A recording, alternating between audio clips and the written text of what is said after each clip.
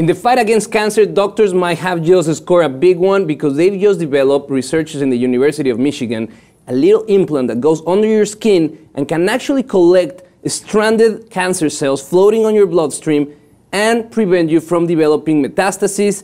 And for me, Michael, this is the future of diagnosis. This is how it works. This little implant that looks like a pill goes either under the fat of your abdomen or under the skin, collects a molecule, the CCL22, this is an immune cell, that in turn attracts the cancer cells, and they get stored in this device, in this little implant. The crazy part is thank you to this technology called the optical coherence tomography, they can actually look at it in place and see if you collected these cancer cells, because cancer cells are more dense than healthy cells. So they can actually see into the device.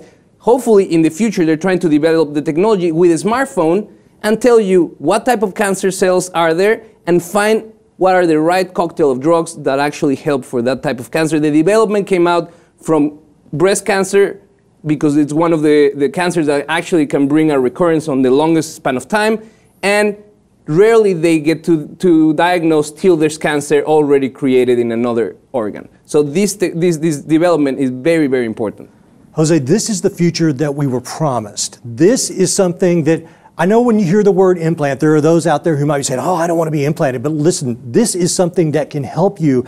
And if it's going to monitor in real time cancer cells, once the initial implant is in, it's not invasive after that. They can monitor it, and then when you get to the point where you can monitor it with an app on your cell phone, this is tremendous. And then beyond that, we'll have nanotechnology, which they'll inject in you, that will be microscopic, which will travel through our veins. And have the chemotherapy ready. Yes, and it will find those cells. So this is great news. All of us have members of our family who have had cancer, and this is great news. I'm glad to hear this. I'm personally, my mother was a cancer survivor. So for me, every piece of technology that is developed or created around this is very important, because it's important that today we can actually live lives that are cancer-free, because the advancement of technology is every year upping the survival rate, and that's great news. We want to know your thoughts.